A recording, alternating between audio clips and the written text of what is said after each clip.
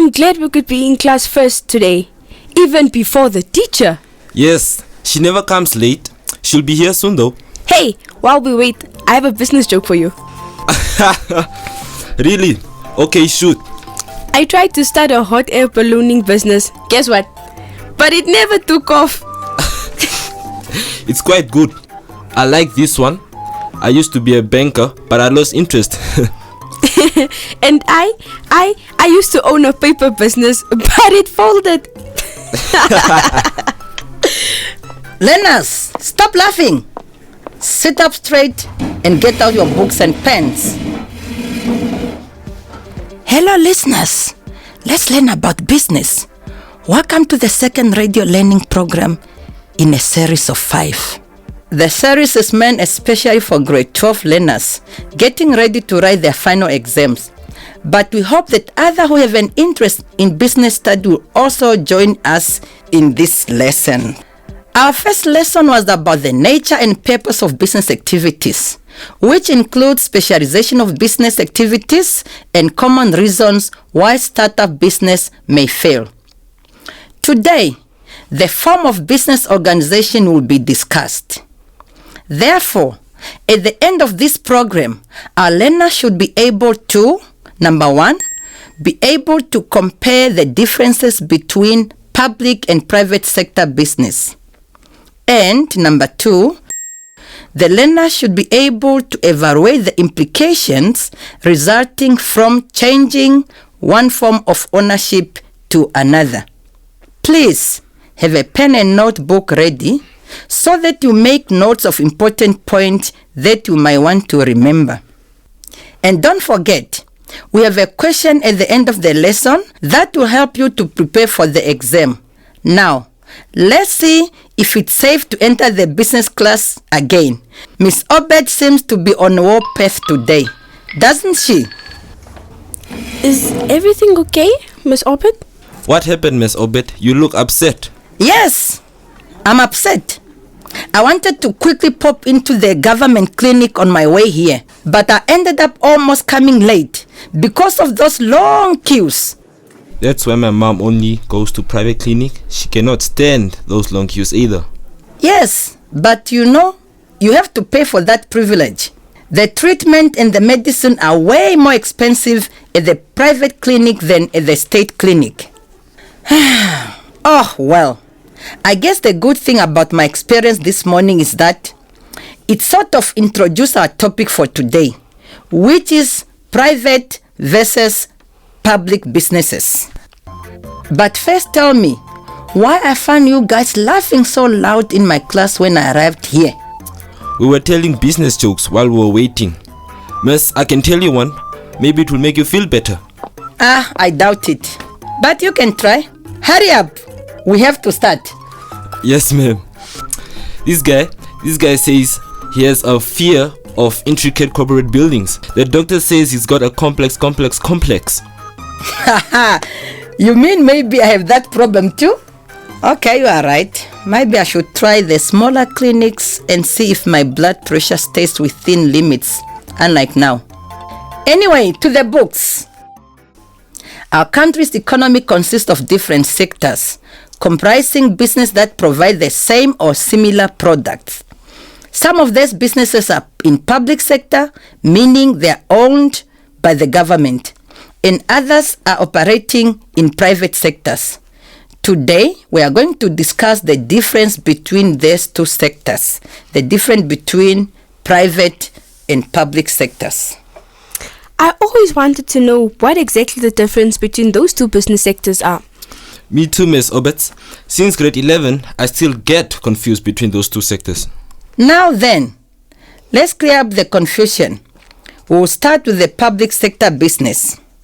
As I said, these businesses are owned, funded, and managed by local, regional, or national government on behalf of everybody in the community. They include government ministries, public corporations, and all the well-known parastatals in our country. Public businesses tend not to have a big profit motive. The aim of this organization can vary greatly, but a typical feature of that, the service they provide to the public is not charged for, meaning it's for free. So, private businesses get no funding from the government. No, this is how public sector business differ from private sector.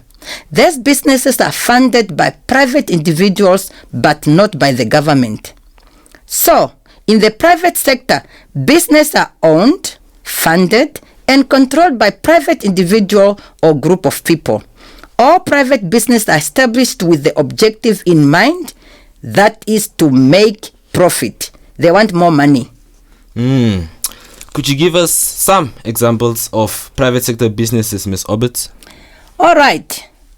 Private businesses are those owned by individual or group of people. So they can include business such as sole traders, partnership, private limited companies, public limited companies, and close corporations. And can a business owner change the form of business organization later on, ma'am?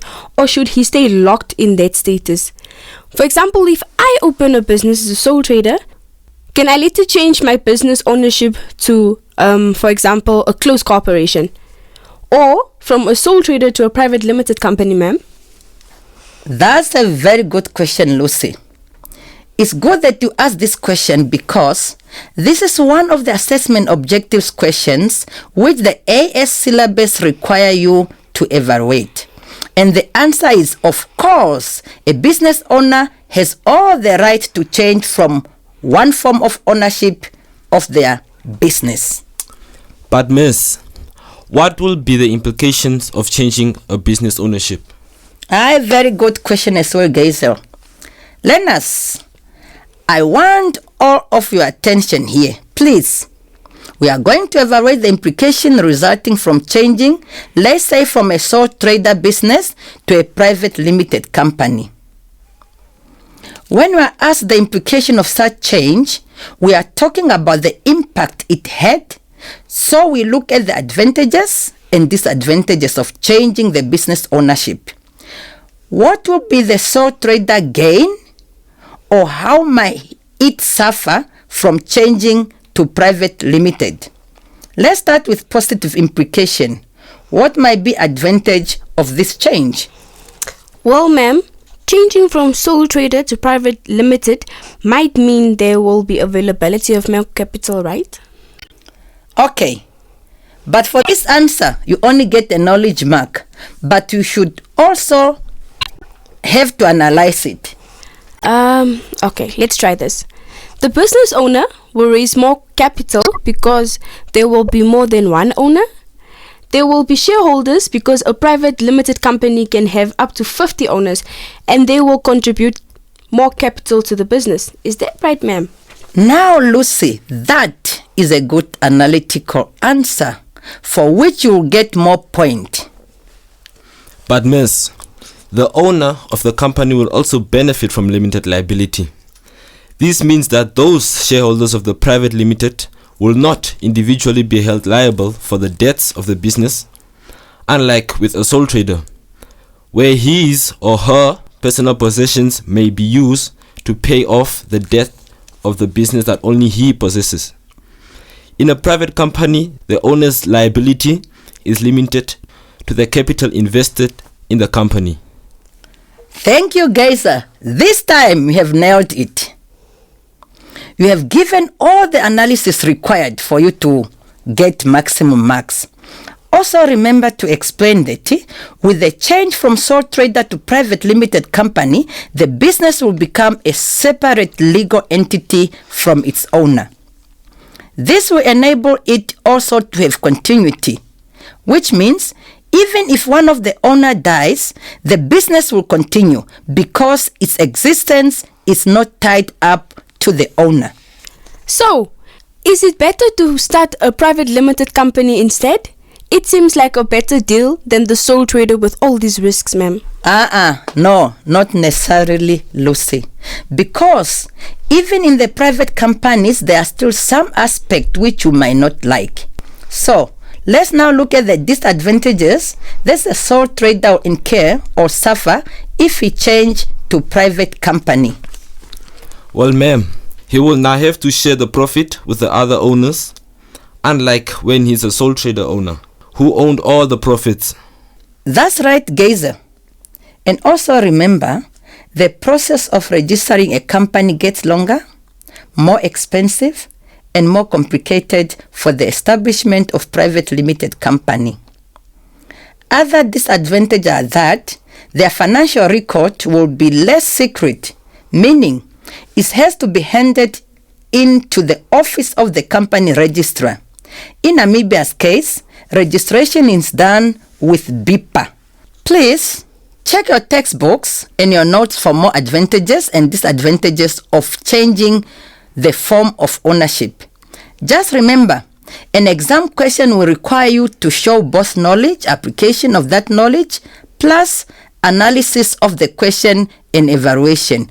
Will you be able to do that? But before we wrap up, let's summarize what we have learned today. We said that the public sector is owned by the government and aims to provide essential service to the general public rather than making profit, while the private sector is owned and managed by individuals with no government intervention. Private business aims for making maximum profit.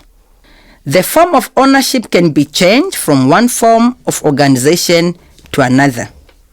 We also learned about the advantages of changing from sole trader to a private limited company, which may include: there's more capital available, the business will get a legal identity, responsibility and risk get shared, individual shareholder will have limited liability, and business will have greater continuity if someone dies. We also learned that the disadvantage of changing sole trader to a private limited companies are sharing profit with others. Establishment procedures are much more complicated and expensive, and financial records are not secret anymore. Got it? Got it. Yes, ma'am. Listeners and learners, this then wrap up our first lesson for today, which is lesson 2 of 5 on the forms of business organization. Before we go, here is your question. First, take note of the case study. Wesley started his hair studio 5 years ago, providing services to his customers as a private company. His customers throughout the country are now getting more and more, so he has decided to change his business and go public. Now the question is, evaluate the implication that Wesley can expect as a result of changing from private limited company to a public limited company. This question is a 10 marks question and allocated as follow. You must use assessment objective. 2 points will be allocated for your knowledge shown, 2 for application, 3 for analysis, and 3 marks for evaluation. Thanks for listening, everybody. We speak again soon. Bye-bye. This lesson is produced by NAMCOL with funding from the Ministry of Education, Arts and Culture.